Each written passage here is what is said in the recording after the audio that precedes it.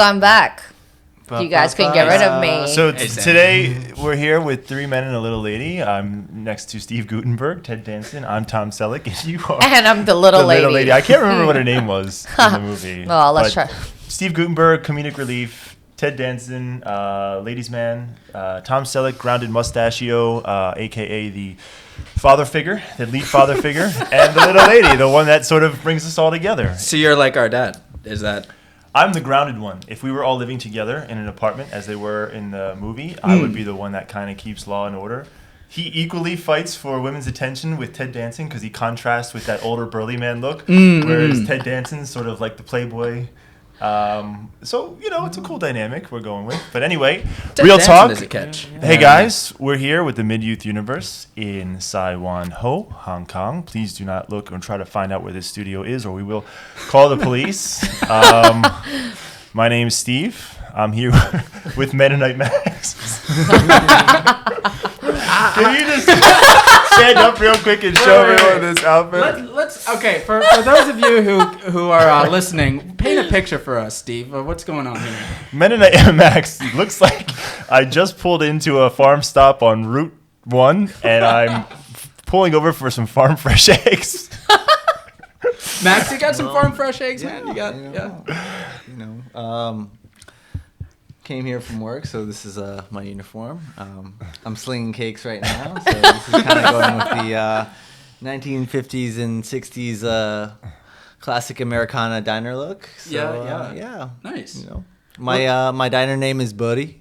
Buddy, you got a diner name. Your name is Buddy. How did you Not Buddy, it's Buddy. Would you like some banana cream pie? So wait, how do you get a diner name?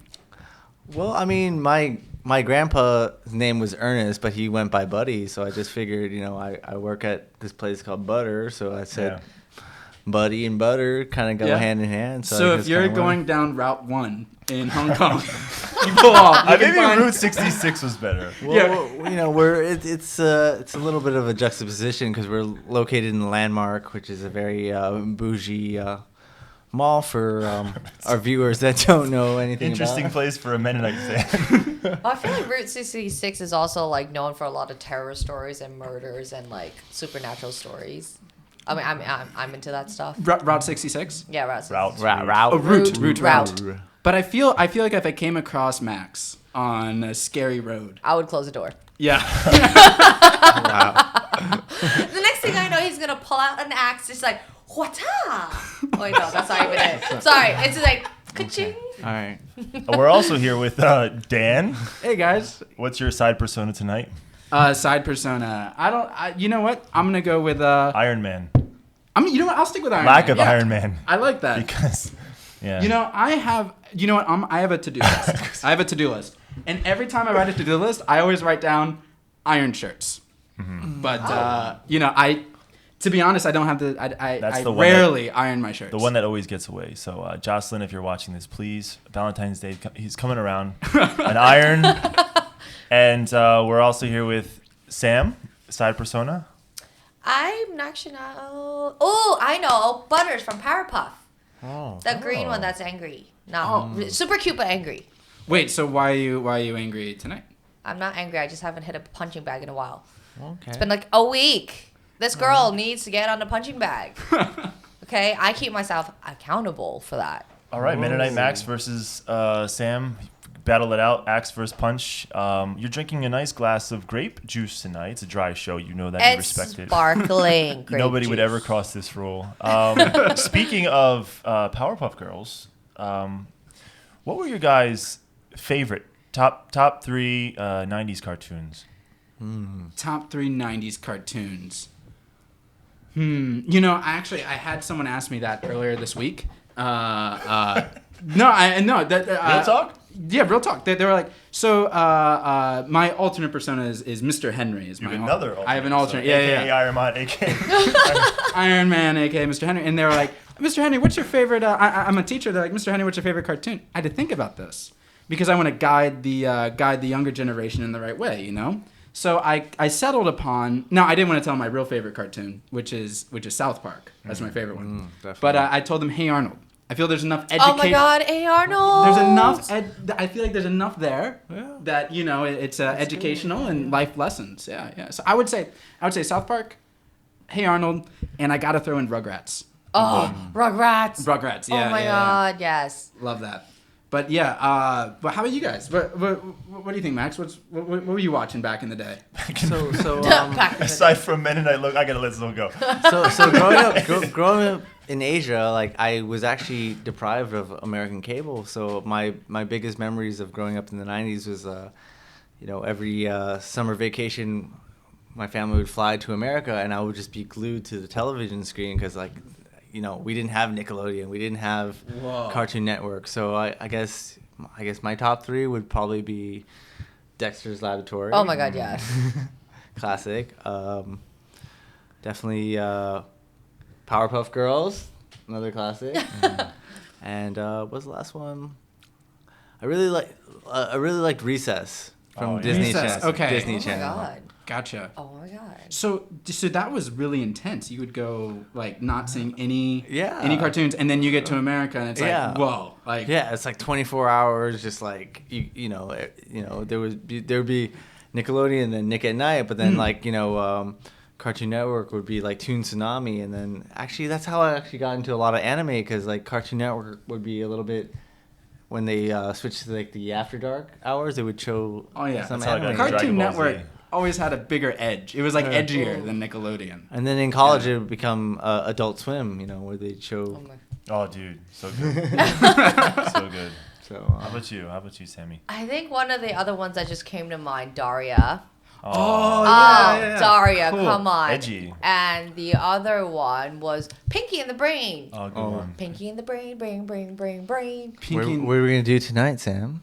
We're gonna conquer the world. Take over the world. Sorry. So did Pinky and Brain have their own show? They had their own they Yeah. went away. That's Animaniacs, right? Yeah. Okay. Yes. Oh, they actually have a reboot of Animaniacs, and everybody's gonna watch it. It's so good. They tied into all the new political, economics, everything into yeah. But I sat there, I was like, I've just gotten re-educated. Oh wait, I can't get re-educated if I didn't know about it. So I got educated about the last 10 years of history. And then I think another one would a massive one that I really like. So I learned English from Scooby-Doo's. Oh, I love Scooby-Doo. cool. So I didn't speak English until I was like in third, fourth grade. Moving to the States, it was either the TV or a history textbook. So I watched Scooby-Doo all day. So excuse my English. So you That's where I actually came used to from. talk like Scooby-Doo for a I little w- time. I wouldn't have gotten away with it if it wasn't for you meddling kids. So is that why? Like, does that shape your view of English? Like, like everything. Yeah, is, totally. Yeah, that's what. But I mean, if you think about it, Scooby-Doo was actually quite, it was kind of like you had Fred, like the preppy Yeah. kid, right? You had Veronica, who was like the hot girl, right? Yeah. And then you had what's the one with the glasses? The glasses, the geek. Velma. Velma. yeah. And then you had Shaggy and Scooby, Yep. obviously stoners, right? How would you guys recast us right now as a Scooby-Doo? I mean, that's easy. Yeah, it's easy. I'm What- Shaggy. You think you're Shaggy, huh? Like Of that? course. Yeah. Dan, you have the most Velma vibes. The glasses. He's Wait, even wearing Steve, you think I'm orange. Velma? He's What? got the orange going on, right? Fair enough. It's just fair the enough. glasses. It's the Okay, first one I saw. I'll take it. Yeah. Velma was like a motherly figure, right? She She was a big win for the LGBTQ community early on. Yeah, There was yeah, a conspiracy. yeah. They had a. had the yeah. bowl cut too, I think. Yeah. But okay. like The fringes. Shaggy and Scooby, they were always paranoid, Yeah. and they were always hungry, right? Makes sense. Makes 100% sense. Yeah, because you can't be hungry unless there's some other substances involved, obviously. It's called metabolism. Yeah, Scooby-Doo had a lot to do, man. Yeah.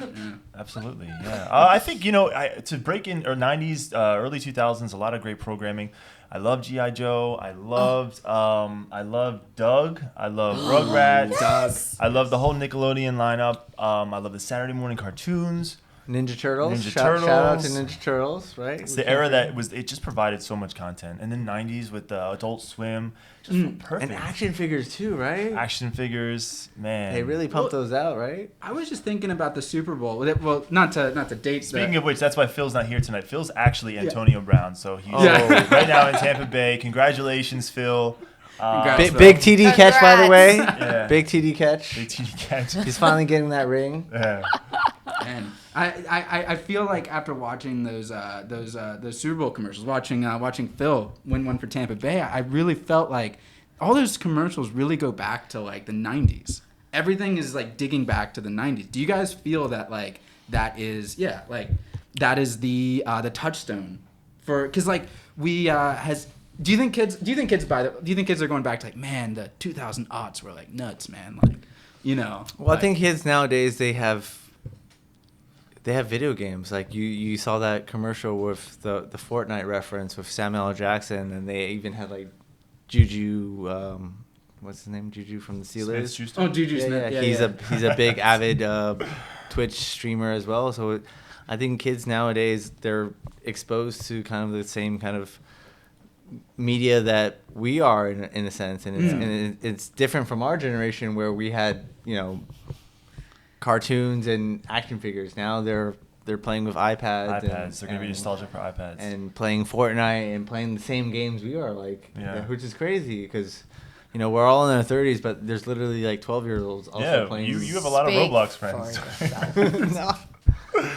I think it's equally as easy to be nostalgic for the early noughts as it is the 90s. They kind of transition perfectly. Yeah. Good times, you know, Backstreet Boys, NSYNC, Britney Spears. Oh, that was love of my life. So much content to give. Savage Garden, Spice Girls. We can have a whole episode on this. Yeah. Inspiration. So but we're adults. We are adults now, and we are adults, and we have responsibilities. Speaking of responsibilities, as per last week, we kicked off the challenge segment of the MidYouth Universe. It was very haphazard, off the cuff, but we have some results to report in. Results. And so I had challenged Max to run 50 miles, which literally just rolled off the tongue. How did that go for you, Max? I would say it went pretty well, without to be boastful about it. It definitely did challenge me. I had to hold myself accountable. So it was waking up an hour earlier every morning before work so I could at least get my my 10K, my 10 to 12K run in. Wow. And it sucked. I missed the first day after the challenge, so I had to make up double for it for one day where I actually had to run in the morning and the evening. But I would say on all, like, it was our first challenge, so we kind of went with something, you know, me and you are physical guys. We've both dabbled in fitness before, so I would say it was challenging, but it was also in our comfort zones. Like, we're kind of used to that kind of physical stressor of being comfortable, being uncomfortable. So I would say I think I wouldn't say it was easy, but I think, you know, we have to kind of dive in deeper with these challenges. I think ultimately a challenge is something that puts you in foreign territory. And I would say this was something that was kind of in familiar territory. Do you feel pressure now, Max, that you're 1-0 in challenges? Yeah, but I'm a very competitive person. So are we doing a leaderboard? You know, Might as well. and I'll admit, you know, I basically, you know, when you get this kind of challenge, it's like, okay, 50 miles, break it into 80K. So I was like, okay, I got to run at least, you know, 10, 11K a day. And then it got to Sunday and it's like, okay, Super Bowl's on Monday. I'm definitely not going to wake up for that. So I had to run a half marathon on Sunday. And I mean, to be honest, I didn't enjoy it, but you know, sometimes you don't have to enjoy it. It's not always about that motivation of like, feel good. Yeah, I'm going to do this. It's just like, no, this sucks. But I just did Put it. in the hard work. Yeah, I think sometimes it's like, it's a little bit exaggerated of like having this, like, always going to be feel good, motivated. I think sometimes just getting shit done is about just doing it, and you don't have to have a feeling about it. It's just like, okay, I've been challenged to do this, or it's a task I have to do, and you just like put your head down and you just grind through it.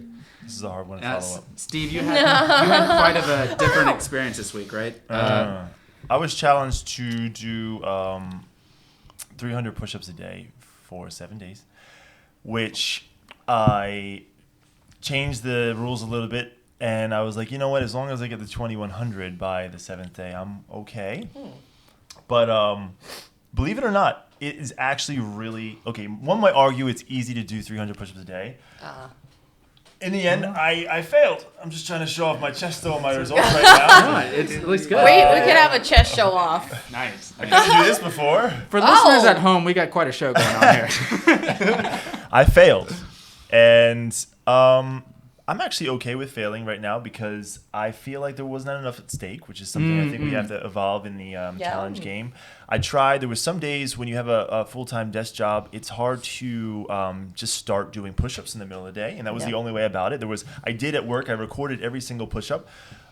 It's really hard to just like be in an office and then all of a sudden get on the ground, put a camera down, and start pumping out push-ups. Everyone's gathering around. What are you doing? So I told them. Then there was like one night where I had to go to a friend's dinner after work, and I was like, I'm not gonna just start doing push-ups while everyone's eating. Why not? So I was like, okay, I'll catch up at the end of the week. Yeah. So I did it was a couple of days where I kept pushing it off. Wound up doing 450 on Sunday. Yesterday. Wow. And I'm still like some 300, 400 out. But today at work, I went in and I just like had a really busy day, and I was like, I can't. But I think in the end of the day, it's like, okay, like whether you succeed or fail, you learned a lot about kind of leading into our theme for this week is accountability, right? Mm-hmm. Like if you don't like, for me, it's like I had to put in the time of waking up earlier, and I'm just using that as an example. It's like with any responsibility you have in life, you have to be accountable, and that means setting aside the time and. Well, Steve, you don't mind me asking you a question. Speaking of like setting aside the time, what was the most awkward push-up you did this week?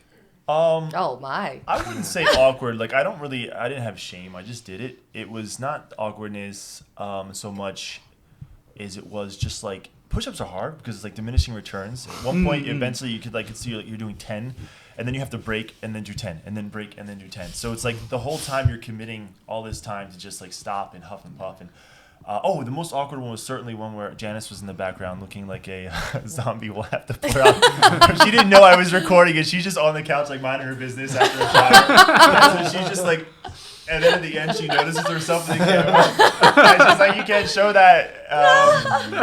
That was probably the most awkward one for her. But we'll circle back around to challenges at the end of the show, and I'm going to try to record I haven't recorded it. I'm going to string it together and share the experience back to you too. Yeah. But speaking of accountability, I have a short monologue prepared with my broadcaster voice. We live in an era of short attention spans and cancel culture where ghosting has become accepted and expected, and flakiness is not just a symptom of dandruff. That was didn't get a laugh. And today we are going to define what accountability means to the homies and what they expect of others in their lives. So, sweet Sammy Lynn, what is accountability to you?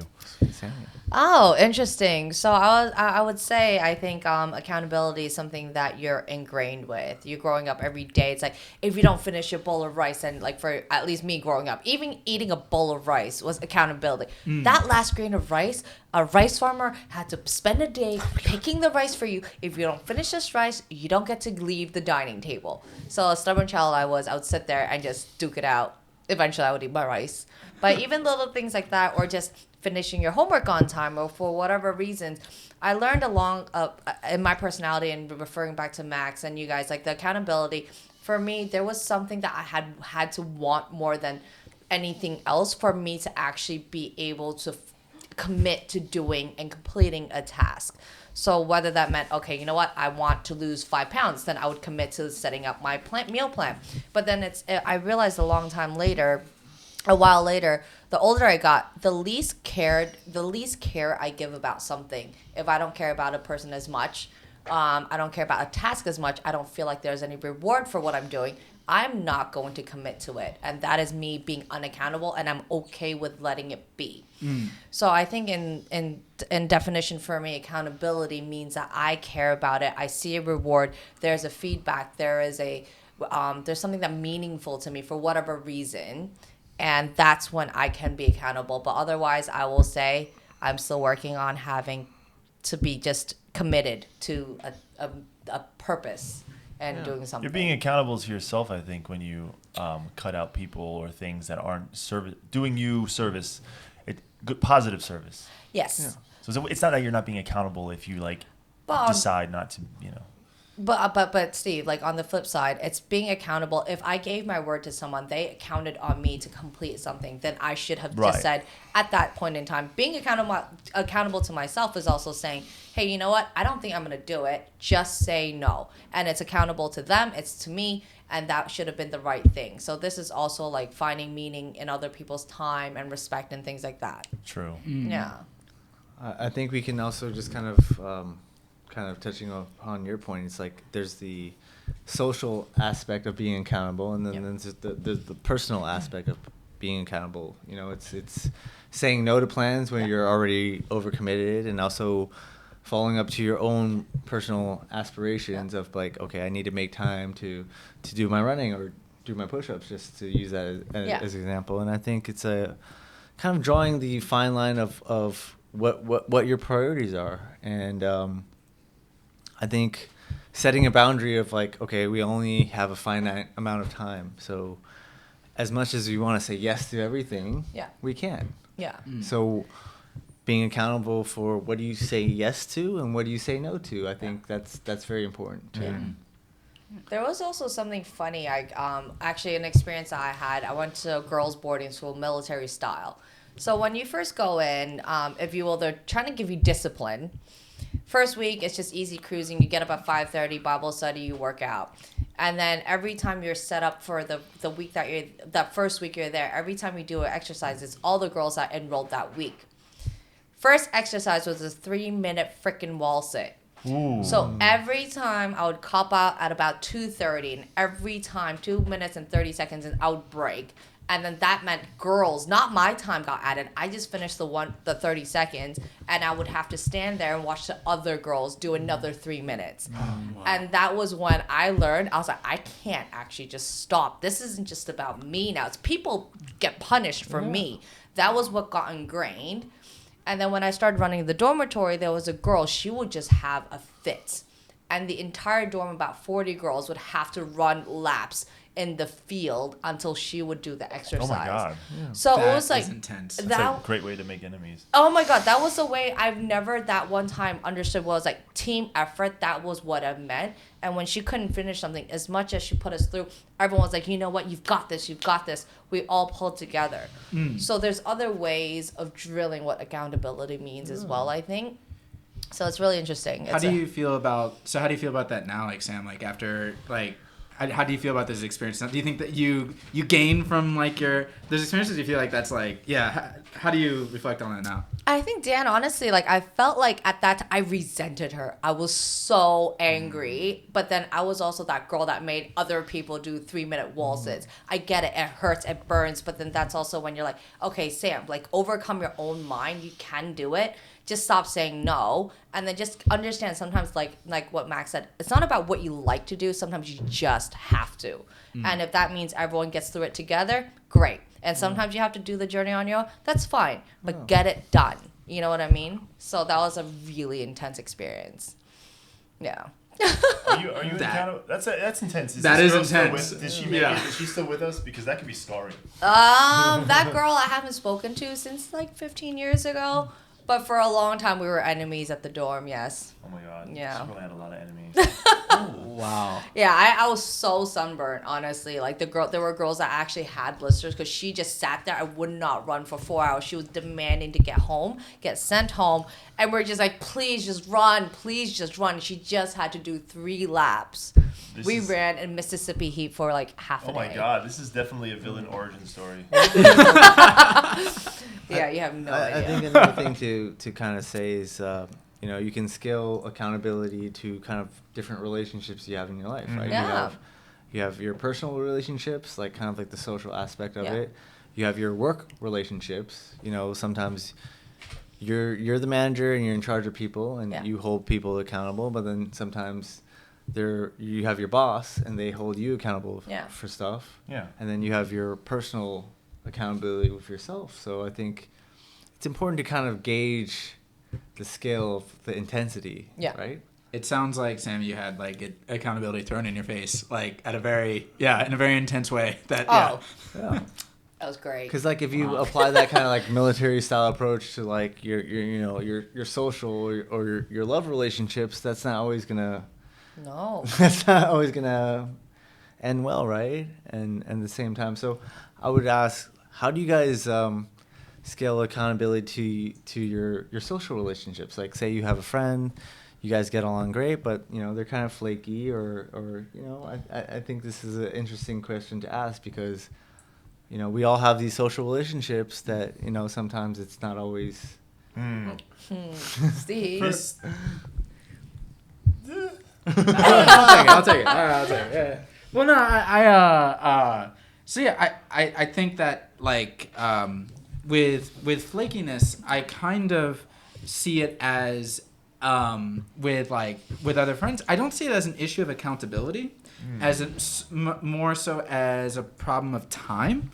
So I'm an optimist, and I want to believe that anyone who is being flaky genuinely like has some other concern that they are so for example, like I have a lot of friends back home who have like kids and Kentucky. Back in Kentucky. Yeah. Every show we have the Kentucky drop. Yeah. So here's a Kentucky drop. KFC, Kentucky Fried Chicken. Get Korean some horses. fried chicken. Korean fried chicken. I Die. would be behind that. Korean fried chicken's way better. But I would say that you have that with. I understand that a lot of people don't have a lot of time. Yeah. So I actually find that being in Hong Kong, one thing that I learned about maybe the vibe here, or like the approach that people have in Hong Kong, is it's like either I'm going to have the time for you or I'm not. And I found that in like my working relationships, in my social relationships, I kind of find that like in Hong Kong it's like either if they don't respond, I trust that they are going to like respond eventually. So I tend to trust people a bit more. But Steve, it sounds like you have a different take on it. I disagree politely. That's a very wholesome way to look at it, and it's a very great way to sort of, I guess, protect yourself or protect your ego. So good on you. Oh yeah. I, as you guys probably know, I think of it a little bit differently. I think I have a code by now. I think everyone should. I think everyone has a code of some sort. I think if if you don't have a code, try to think about what your code would be. But a really big part of my code is accountability and reliability. And I believe that if you say you're going to do something, you should do it. I believe that if you consider someone a friend, you should make time for them somehow. I do not believe everything is wholesome. I do believe that people are flaky sometimes for the wrong reasons. It's okay.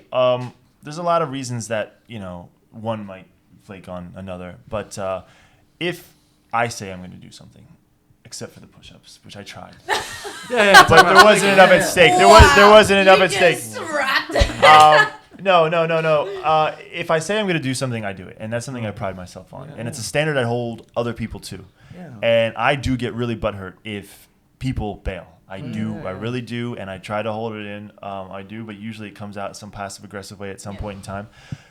If it happens numerous times with the same individual, you start wondering whether or not this is. As you said, Steve, if there's no stakes, then what does it mean, right? Well, the stake is your time, and their time, your time. Everyone has time, but this ties back to a lot of our episodes. If you're trying to maintain relationships with someone, you should make an effort, and because that currency is time, right? Currency is time. Currency is time. We only have 24 hours a day. I've said so many times. What? You only have 24 hours? What? This is news to me. So I think that like when I was growing up, like flakiness kind of had just this idea of like, hey, what are you doing this weekend? And then maybe like, oh, okay, like maybe you don't hear from them one week, and the next thing you know, hey, what are you up to? And then you meet up again, like kind of off and on. But what does flakiness mean to you guys now?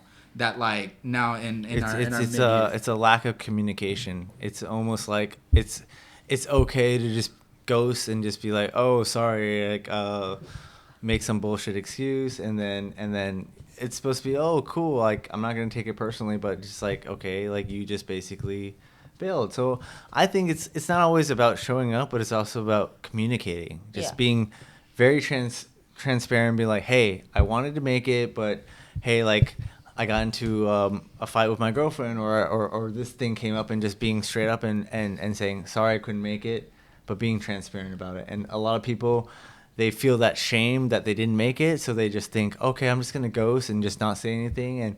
And in our current generation, that's kind of like acceptable. So that's just like the kind of pussyfooting around it. And then if you get mad at that person, it's almost like, oh my God, you're being too aggro about the issue. But I just think I don't know if that's gaslighting, is it, in a way? No.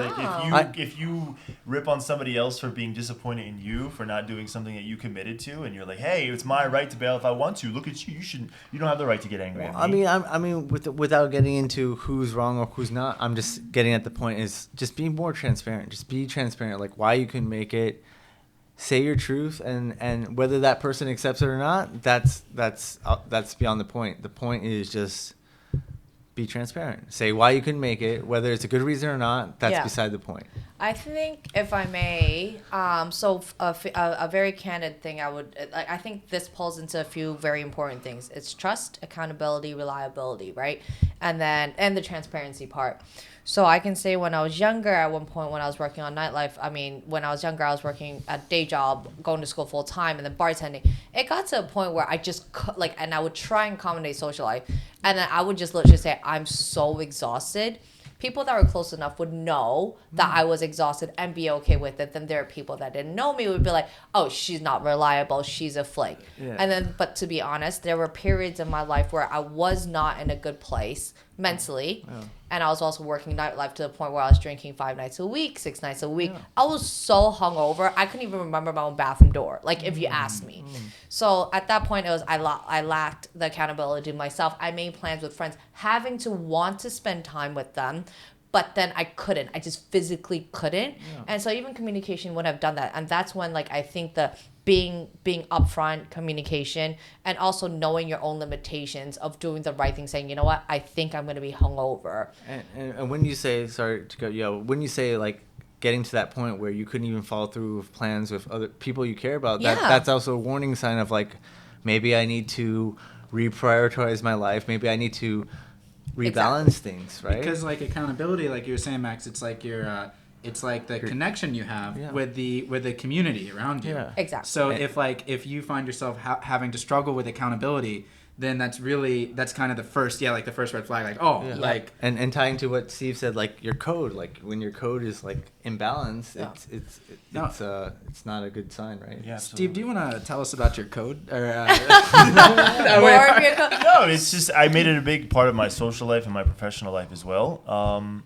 And if I say I'm going to do something, I do it. And it's something I look for in people I hire, I interview, I tell them I need reliability.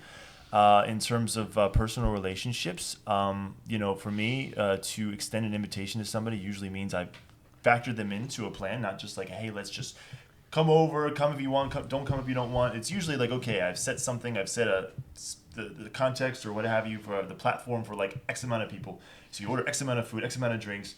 You think about the dynamic, this is the amount of people that's good, and then all of a sudden somebody bails or something like this.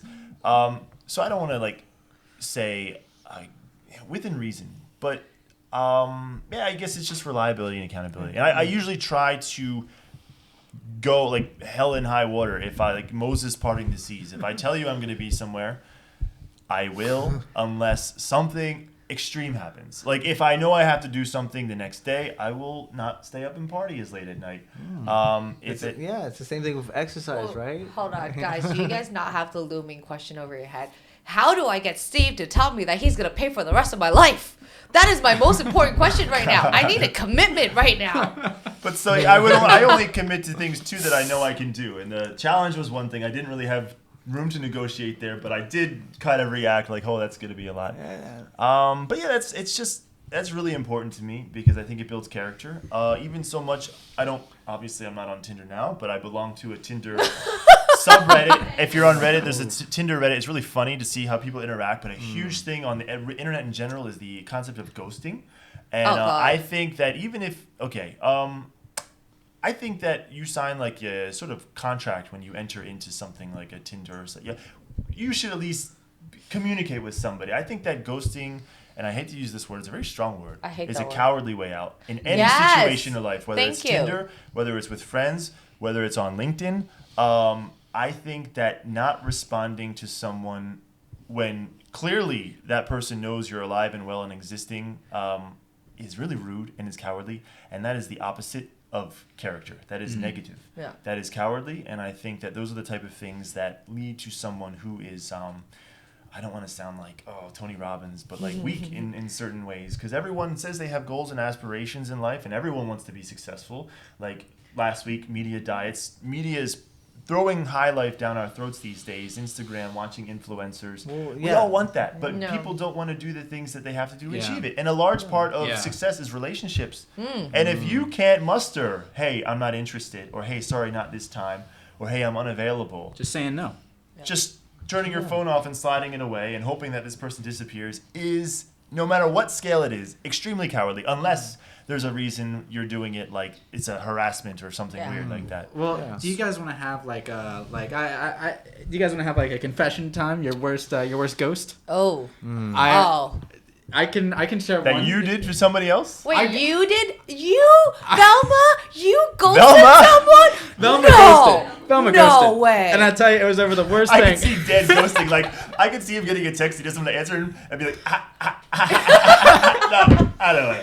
You know what? I tend to be I tend to see the better side of people, but and I try to be accountable, but I myself have ghosted, and probably one of the worst ghosts I've. For some reason, you know, when you look back and you think to yourself, like, at the time it's not that big of a deal, but then now that you have like more wisdom, more like okay, As like, Velma. yeah, as Velma, you can look back on your life and you're like, I really messed up there.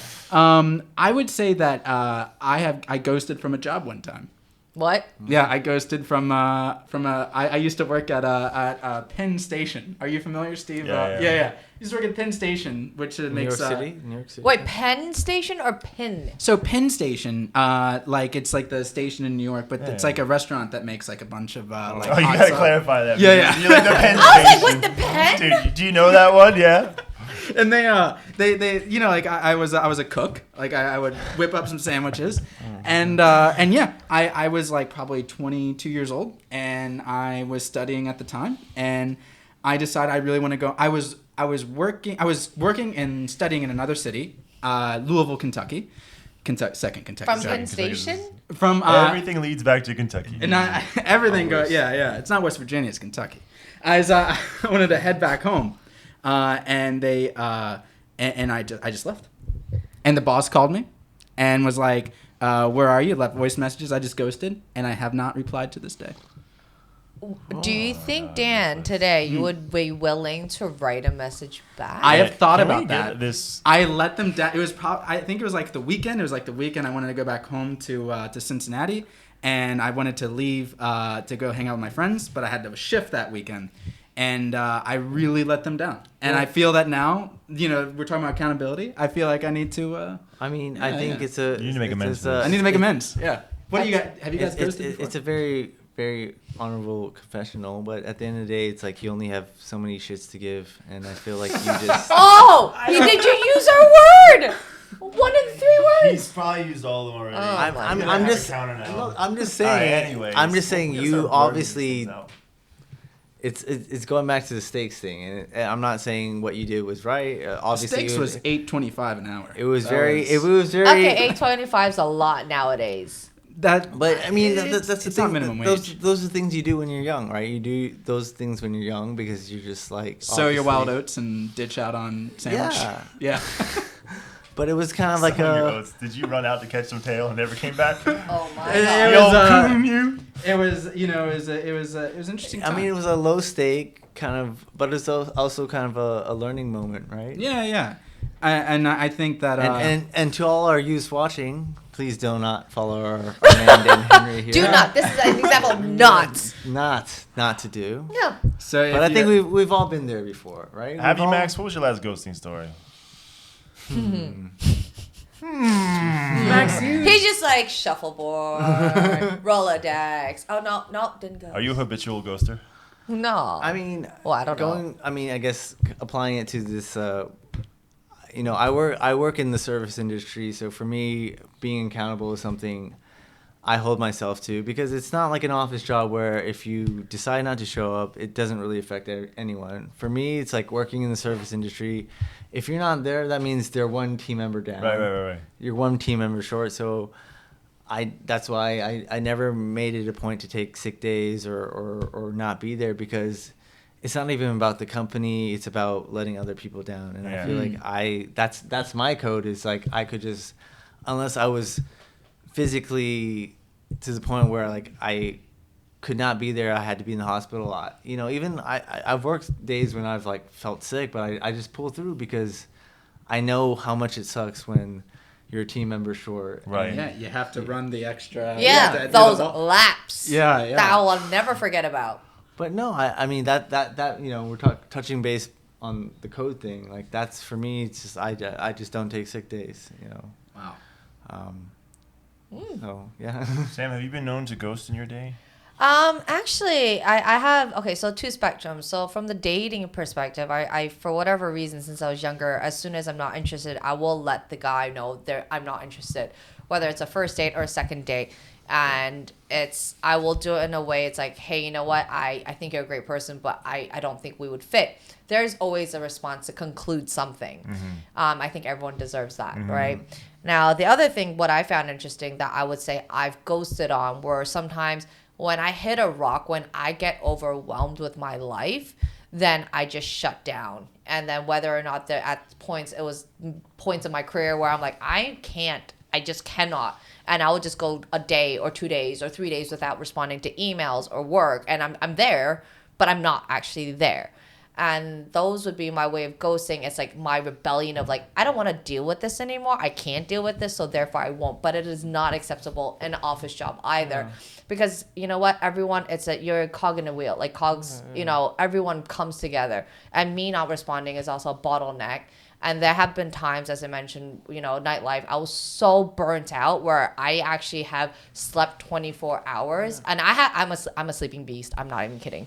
I can sleep 20 hours straight and I can't hear an alarm. That was how exhausted I was. And I was that staff, unfortunately. And then I learned to listen to my body. As you get older, you're like, you can't do this anymore.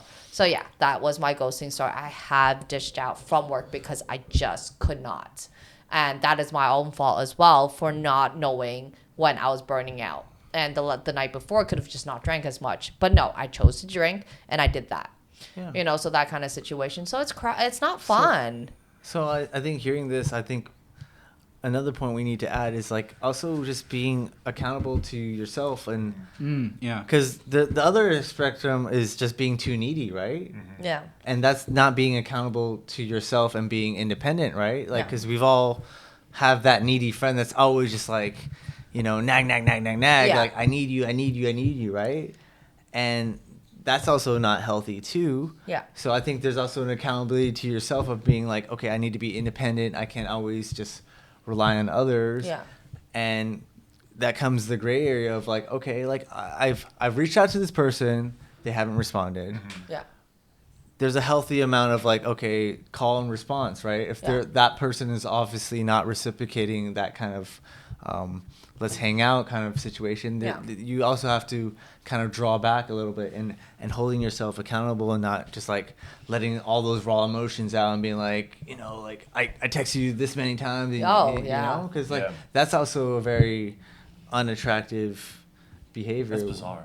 Right? Yeah. Oh, I've been yelled at. So I guess my question is like, where do you guys kind of draw the line of like, of how much is enough of like initiating like let's hang out, and how much is too much?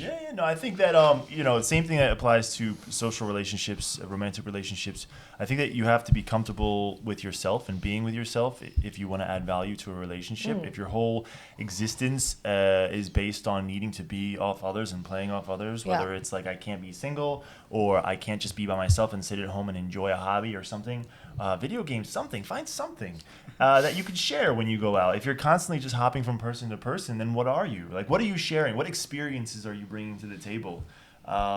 That's the kind of person I think that would just lead to like gossip and like unhealthy. I forget, there's like a table of like things that one shares, like the lowest form of communication or offering value is like just talking about what's directly happening in your proximity. So like gossip or other people. And then like, okay, so then the next one is like being able to talk about things that happen, stories about you. And then I think it's like current events. And then I think it's about like high level things. But if you can't be by yourself and formulate your own person, then That's a problem. Yeah. Well, I just figured out my problem. I didn't know there was 24 hours in a day. Oh my goodness. Oh, damn. Like, guys, Cool. you guys have just educated and elevated me. 2-4. And they just seem to keep getting faster. No, I mean, I think, kind of talking about, the theme of the mid-youth is transitioning from our 20s to 30s. And I think a lot of our youth is spent, when we're in high school, it's like seeing your friends every day, like after school, hanging out, right? And then you get to university and it's like, it's so exciting because it's the first time you're away from home. Yeah. And then, you're living with your roommates. You have your bro den, and like it's like, in college I lived with like 3 other guys, and we had like we called it Bro Castle, like that was just last year, right? No. And so you have all your friends are constantly around you, and like that's the theme of your 20s is like friends are forever, ride or die, we're all by each other's side. But then as we grow into our late 20s into our 30s, it comes a stage of independence, but we're still kind of holding on to that youth experience. Mm-hmm. So I think an important part is acknowledging that transition. Like your friends can still really be your good friends, but they don't have to be. They're 24/7. Yeah. I think Max picking up on that like transition from 20s to 30s.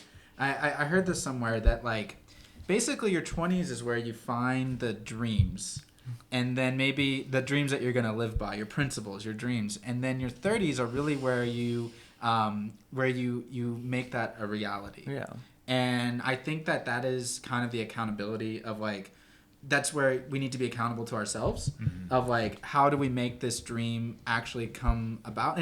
And also like, we need to be accountable to others as like, as building that community. But I find that like, with accountability, it's really the pathway. It's the way that we can. It's not the end, but it's the way that we can start building a life. I think accountability with ourselves and accountability with a community. So I think it's actually like it's kind of like you have to use that so that you have to use accountability. In order to see the life you want. And my bad. I'll get off my soapbox here. I love the soapbox. That's a deep box. To quote who said this? This is the way. Well, this is the way. This is the way. It's finding that balance. I heard it somewhere. It's not recent popular culture, right? Because it's not many people say this is the way. I mean, I say this all the time. This is the way to this is the way to fried chicken. No. Yeah. But yeah, I think to real talk is about finding that balance, right? It's about when you can say no to your friends and going out for those beers, when you have a project that you need to kind of hammer down and get done, or maybe do some push-ups, I don't know, or having that time of okay, it's my friend's birthday and I need to be there, so I'm going to set aside that time. So I think finding the balance between the two, right? Yeah. And I think that like as a teacher, I'm kind of like in a position where I have to like teach accountability to some to students, and I find that with accountability, it's really, I think it's just getting them, like you said, Steve, getting them to commit to what they said they would do. And that is the goal I have with a lot of like with teaching them, like, you said you would do this and this needs to get done. And so I feel that it's really, I think that's the first step to reaching your higher goals. And that's one of the first things I try to teach is, if you say something, do it. I find it really interesting, Dan, because like another thing about our generation, it's a lot about entrepreneurship, right? And the thing is, you don't have a 9-to-5 job. You don't have KPIs to hit. Like recruitment, like that's my experience. It's like 120 calls a day, 14 interviews, et cetera, et cetera. You either do this, or those numbers played scientific proof that. Historical proof that if you do that, then you will get commission. And then there are, when there's external climate, like for example, when the economy crashes, etc., you can't do anything about, but those numbers still work. However, when you run your own business, even as a kid, if you instill in them that, you say you're going to do this, then get it done. That is the seed, the fundamentals that's going to get them through when they're passionate and have an idea. Like why is it something like for all those companies that we think it's an overnight success? They're not. These are committed companies companies that worked, like the owners, like CEOs, like 4 to 5 years of grinding it out. We didn't see the ugly side. They woke up every day, 5 a.m. club, whatever, 6 a.m. club, work till 2 o'clock. They don't drink, they don't go out, disappear for months, only to just do that one thing. So again, that's accountability to themselves in a different perspective. It's their career, it's their business.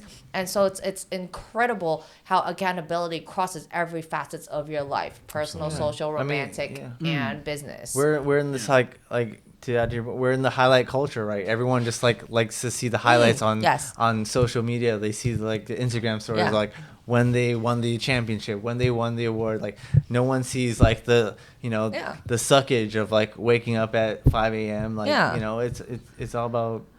And I just actually finished a documentary on Netflix called The Dawn Wall. And it's about this Tony Caldwell, like in 2000s. He climbed the Dawn Wall, which he dedicated 6 years, free climbing. Like what's the Dawn Wall? The Dawn Wall is like in Yosemite, and it's just like, correct me if I'm wrong, I'm very bad at geography, but it's like basically a wall that's like just smooth, and you grapple by like little bits, like not even ledges, it's flat. Oh my God. And you free climb, and every pitch is 150 feet, and they just did it in 19 days, and it's these two people, and it's the dedication, and some would even say obsession, but they wanted to do it. They were accounted to themselves. They had to do it, and they did it. You know what I mean? And that is another level of, I guess, like, I mean, I don't want to overuse the word accountability. Like they set out to achieve this, and they did it. And if that meant, and the greatest part was like during that, his partner that went with him couldn't do pitch 15, and then he was like, you know what, this is the person I wanted to be at the top with me. He stayed on the bed against the wall for 3 days just so he can make it.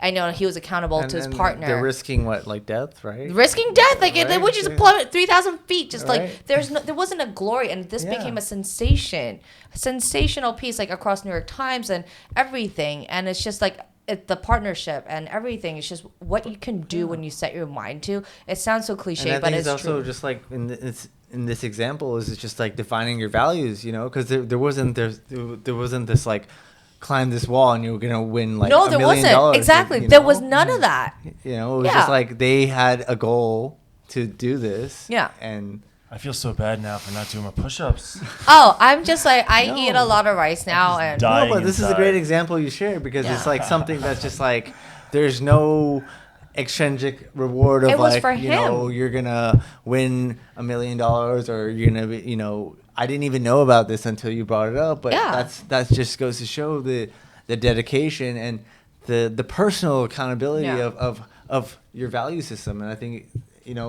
value system, same language as defining your code. I think it all goes hand in hand. so I'm never climbing the Dawn Wall. And this documentary was a recommendation by a very good friend, and honestly, well worth the watch. Like it's just baffling the commitment that they had, like the things that it's their life. They breathe and live it, And I'm just like, I can't even stop myself from a bowl of rice, and I want a 6-pack. And I bet you work out pretty hard. I think all of us sharing this is we're diving deeper into the core of it is finding your value system, aka your code.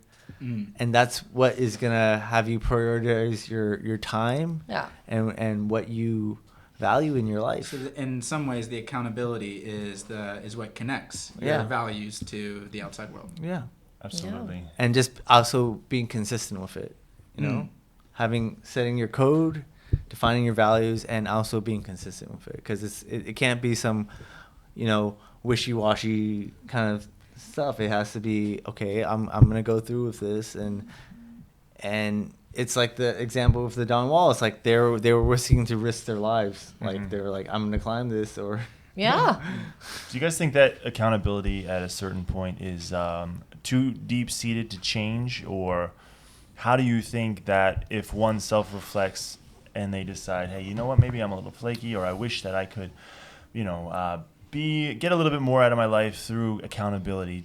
How hard do you think it is to change? If I may, Steve, I think one of the interesting things would be there were people that would just let me off because, you know what, it's not a big deal because either we're not that close or nothing was lost. And then a few years ago, a good friend of mine literally at the time just said, Sam, I know that you're working late, but you can't flake again. And I'm done inviting you to things until you actually turn up for things.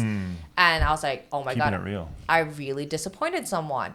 And then, so it wasn't, and again, and also there was work got jeopardized. And because I missed things, I lost money because it was my loss. Right. So depending on your personality or the way your system is or your code is, I don't really feel the pain until I feel the loss or until like when I was younger. And now it's like, okay, I get it. And they're like respecting people's times and whatever. I like to treat people how I want to be treated. Right. So therefore, I think about that before choosing to fail someone or just give a heads up. Absolutely. Yeah.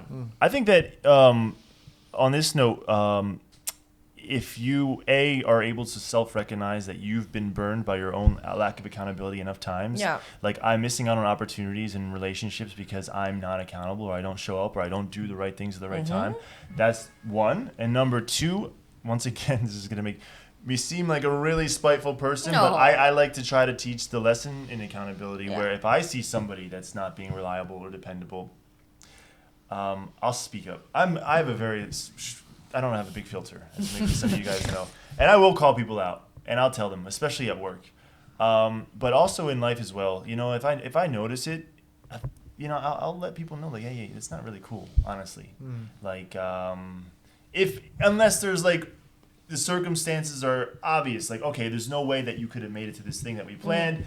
If it's kind of just like, oh, hey, I'm just so tired today. It's like, but, we planned this 2 weeks ago, like, You should have planned it. maybe you could have wanted to sleep a little earlier. But that's not really cool, And I've even told people before, like, hey, this is the second time you've bailed, and I'm just letting you know that I probably won't be extending any more invites in the near future because unless, you reach out because that's my thing. And some people might take it as, oh, wow, this dude's stuck up. But for me, it's kind of weight off my shoulders because I don't like to harbor those feelings because then I'll send the text, oh, no problem. And then I'll just kind of be like, that's something that really gets me. And pulse. And Janice can attest to this. I've sent messages to people where it's like, okay, no problem. And then I've hung up my phone and then I just be like, mother. Like, and it gets to me. No, in a lot of it depends on the situation. Yeah. It really does. It's case by case for sure. Yeah. But it does eat at me because I know that it takes, aside from my push-ups, it takes a lot of accountability and hard work and dedication and following through to actually get things done consistently. As we say, grit or quit. You got to push through the hard parts. Even if the hard parts are, it's more comfortable for me to ghost or just back off or just dip out as opposed to confronting somebody and telling them what's exactly happening. Just communicate. Right. Yeah. Just communicate. Transparency. Absolutely. And Yeah. I guess the last part for me to add on my side is just be. You talk about like where does it start? I think the accountability starts with yourself, right? Being comfortable with yourself, finding your code, and then also not taking it personally when people don't necessarily live by your code, and just being like, okay, like Very good point. this person isn't really on my level, and it's not like I hate you, and not feeling that those levels of angst, and maybe you like rightfully have that feeling, but also just letting it go and be like, you know what, the people that are around me in my life are around me for a reason, and the people that aren't, it's that saying, if people want to walk away from your life, let them walk, and it doesn't have to be an angry, spiteful thing. It's just like, I know my circle, I know myself, and I'm comfortable with that. Catch and release. Catch and release. That's I think that to pick up what you're saying, Max, is like, one word we didn't really say tonight yet is expectations. Yes. We have to, and you have to manage the expectations you have for different, in the business relationships, love relationships, social relationships. Yeah. And so, I think that comes down to the code that we have, of values that we have, and what we expect from others. Yeah. And, I think that, for myself, I think that, the expectations I have for myself is very, you have to manage it in a way where it has to be low. This sounds really bad. It has to be low expectations and then higher results. You're totally right, because just to feedback on that, like when I was younger, I used to be like like I had such high expectations on people and be like, oh, like they're not like me, like fuck them, and it just led to a lot of negativity because like We're out of F's literally. Well, no, I'm kidding. I'm kidding. Well, I was like I felt like I was giving more than I was receiving, but in reality, Yeah. it was more like my expectations were way too high, and sometimes you have to kind of scale that back a little, and that's why I go back to my original point is like know your value, know your worth, but also expect less, as Dan was saying, and then if you can kind of find that humble equilibrium, then that's where you kind of center yourself and find your code, I would say. Absolutely. Now I find it really interesting because now I'm battling with myself. Like you guys brought up 2 points next to each other. One is I really believe in don't project your expectations on other people. Treat people how you want to be treated. They may not react the same way. Just do as you will because it's not about them. On the flip side, yeah, I'm going to hold my friends accountable because it's also going to make them better. But then where's that boundary of like, hey, you're not good enough versus being reasonable. So maybe the real answer to this is manage my expectations of not projecting and being hurt if they're not living up to a certain code. However, help elevate them, but don't punish them for being not a version of you. Right. Yeah, true. So, That's a good point. So it's a tricky balance, and there's no right or wrong way of doing it. It's just like, walking a tightrope, you lean too far one way and you might fall off the edge or so I think these are all interesting points. Absolutely. And it's all just trial by error. But at the end of the day, it's like, I think, people are around you in your life for a reason. If they're not, then, there's Tinder and there's Oh my Grindr. God. some Grindr, yeah. People serve you for a season or a reason. So yeah. For the record, before I go out sounding like a psychopath, no, it's honestly, I think it hurts the most when it was a big use of time, where like you set aside a certain time, like it's like if you make a plan on a Saturday or Monday, and then it's a Saturday, and you set aside the Saturday for this person or this thing, and then all of a sudden on the day of it's like, yo, and then you're just like, there goes my day. That's when it gets the worst. But yeah, I think we covered a lot. I don't know how we're doing on time, producer.